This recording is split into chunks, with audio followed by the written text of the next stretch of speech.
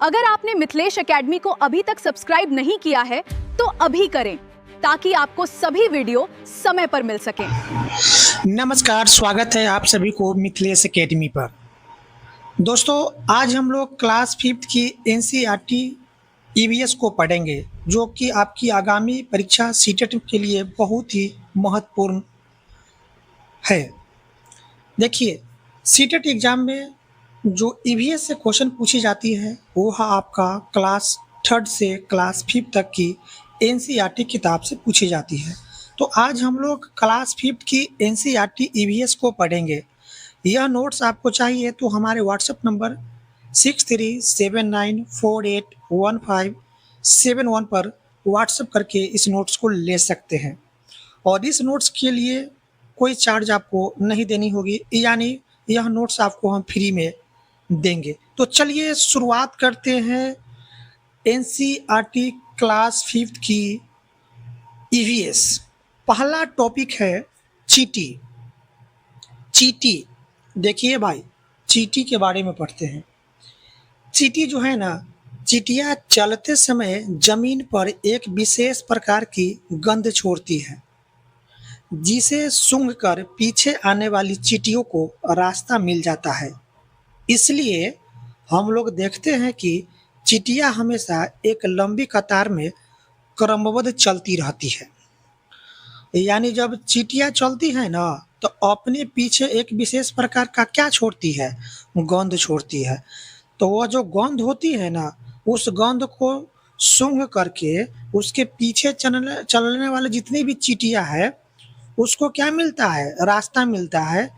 जिससे क्या है कि चींटियाँ जो है ना, हमेशा एक लंबी कतार में क्रमबद्ध चलती रहती है, जैसे आप इस चित्र में देख सकते हैं। देखिए, अब चलते हैं मच्छर के बारे में पढ़ते हैं। मच्छर मच्छर मच्छर हमारे शरीर की गंध, खासकर पैरों के तलवे की गंध को सूंघकर हमें ढूंढ लेता है। मच्छर हमारे शरीर की गर्मी से भी हमें क्या कर लेता है? ढूंढ लेता है। यानी जितने भी जीव जंतु हैं ना, वह सभी को क्या है, देखने, सूंघने और खोजने की अपनी क्या होती है, उसकी क्षमता होती है, यानी सुपर सेंस होती है। जैसे मच्छर, तो मच्छर जो है ना, हमको किस तरह ढूंढता है? तो मच्छर हमारे शरीर की गंध खासकर पैरों की तलवा की गंध से हमें ढूंढ लेता है, और मच्छर हमारे शरीर की गर्मी से भी क्या है, हमें ढूंढ लेता है। ठीक है। अब चलिए पढ़ते हैं रेशम की कीड़ा के बारे में। किसके बारे में?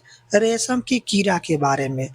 देखिए भाई, रेशम की कीड़ा जो है ना, रेशम का कीड़ा अपनी मादा को उसकी गंध से कई किलोमीटर दूर से ही पहचान लेता है। ठीक है। रेशम की कीड़ा अपने मादा को उसकी गंध से कई किलोमीटर दूर से ही क्या कर लेता है? पहचान लेता है। अब चलिए भाई, अब पढ़ते हैं कुत्ता के बारे में। किसके बारे में? कुत्ता के बारे में।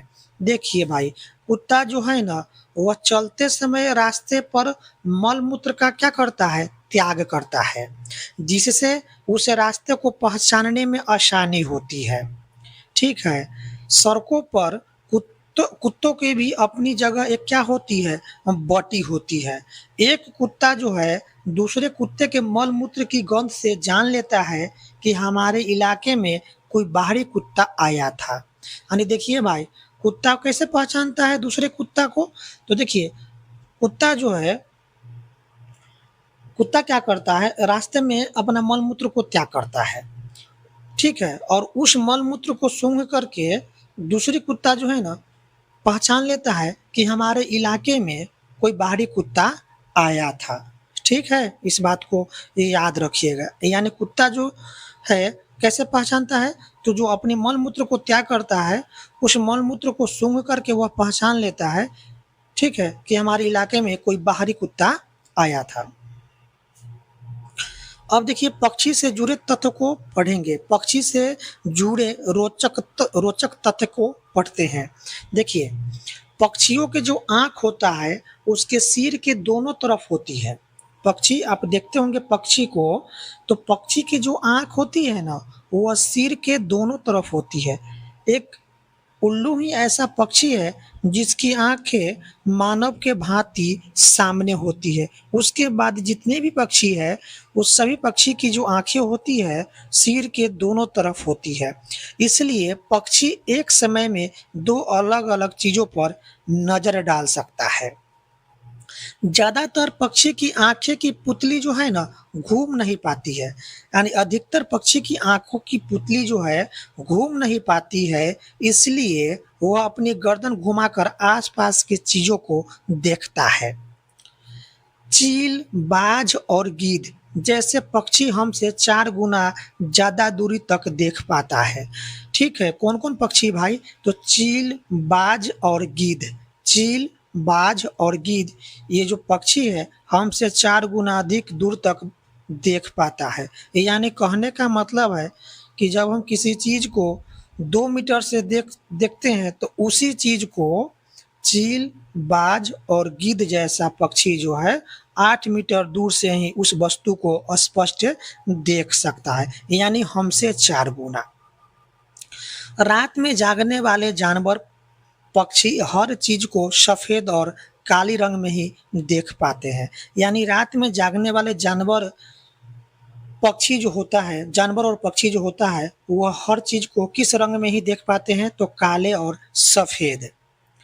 पक्षी जब दोनों आंखें एक ही चीज पर केंद्रित करता है तो उन्हें चीजों की दूरी का क्या होता है? एहसास होता है। यानी पक्षी जब अपनी दोनों आंखों एक ही चीज पर केंद्रित करता है तो उन्हें चीजों की दूरी का क्या होता है? एहसास होता है।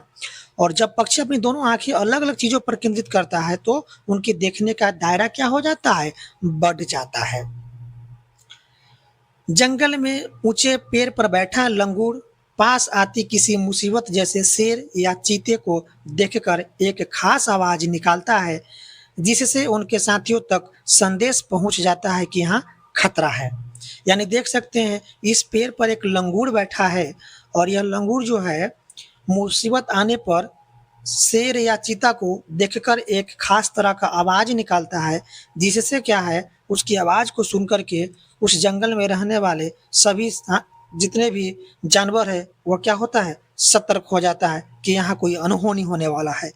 तो जंगल में ऊंचे पेड़ पर बैठा लंगूर पास आती किसी मुसीबत जैसे शेर या चीता को देखकर एक खास आवाज निकालता है, जिससे उनके साथियों तक संदेश पहुंच जाता है कि यहाँ खतरा है। खास तरह की आवाजें कुछ पक्षी अलग अलग खतरों के लिए अलग अलग तरह की आवाजें निकालती है। अब चलिए पढ़ते हैं सांप के बारे में। इससे प्रश्न न आए ऐसा हो ना सकता है। इससे हर साल सीटेट की एग्जाम में ईवीएस में आपको प्रश्न देखने को मिलेगा। चलिए सांप के बारे में पढ़ते हैं। हमारे देश में चार प्रकार की जहरीले सांप पाए जाते हैं। हमारे देश में 4 तरह की जहरीले सांप पाए जाते हैं, इस बात को याद रखिएगा। हमारे देश में पाए जाने वाले सांपों में से केवल 4 तरह के सांप जहरीले होते हैं। ठीक है, और इस सांप का नाम कौन कौन है? कौन कौन सा 4 सांप है जो जहरीले होते हैं? तो इसका नाम है नाग, करैत, दुबैया और अफाई। नाग, करैत, दुबैया और अफाई, यह 4 जो सांप है, यह चारों सांप जो है ना बहुत ही जहरीले हैं और इसको काटने से आदमी को बचना नामुमकिन है। तो हमारे देश में केवल 4 प्रकार के सांप ही जहरीले होते हैं, जिसका नाम है नाग, करैत, दुबैया और अफाई।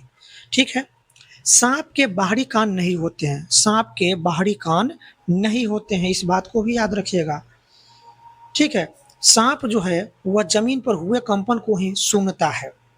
यानी सांप का बाहरी कान नहीं होता है, वह जमीन पर हुए कंपन के साथ अनुक्रिया करता है। ठीक है, जब सपेरा बीन को बजाता है तो बीन से जो ध्वनि निकलता है ना, उस ध्वनि में जो कंपन होती है उसी कंपन के साथ वह अनुक्रिया करके अपना क्या है सिर को हिलाता है, जिसे लोग क्या कहता है? नाचना कहता है। लेकिन वास्तविकता में सांप का कान नहीं होता है, सांप का बाहरी कान नहीं होता है, वह जमीन में हुए कंपन के साथ क्या करता है?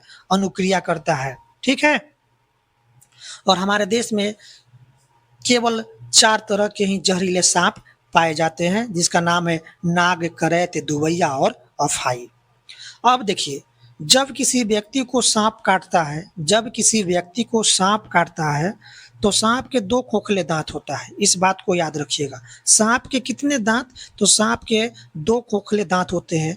तो जब किसी व्यक्ति को सांप काटता है तो इसी 2 खोखले दांत से उसके शरीर में क्या है? जहर छोड़ देता है। ठीक है।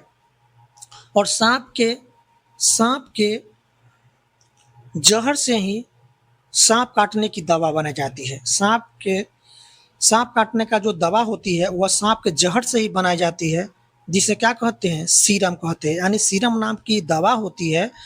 जिस व्यक्ति को सांप काटता है उस व्यक्ति को सीरम नाम की दवा दी जाती है। ठीक है। क्या दी जाती है? सीरम नाम की दवा दी जाती है, जिसको हम क्या कहते हैं? एंटीवेनम कहते हैं। ठीक है। एंटीवेनम यानी सीरम कहते हैं। और यह जो सीरम है, सांप काटने की जो दवा सीरम है, यह सांप की जहर से ही बनाई जाती है। तो जब किसी व्यक्ति को सांप काटता है तो यही जो आपका सीरम नाम की जो है ना दवा उसके शरीर में इंजेक्शन के द्वारा क्या है? छोड़ा जाता है।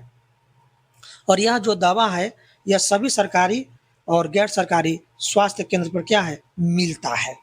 तो समझ गए सांप के बारे में। हमारे देश में केवल 4 तरह के ही जहरीले सांप पाए जाते हैं, जिसका नाम है नाग, करैत, दुबैया और अफाई। सांप का बाहरी कान नहीं होता है। सांप के बाहरी कान नहीं होता है। वह जमीन पर हुए कंपन के साथ ही अनुक्रिया करता है।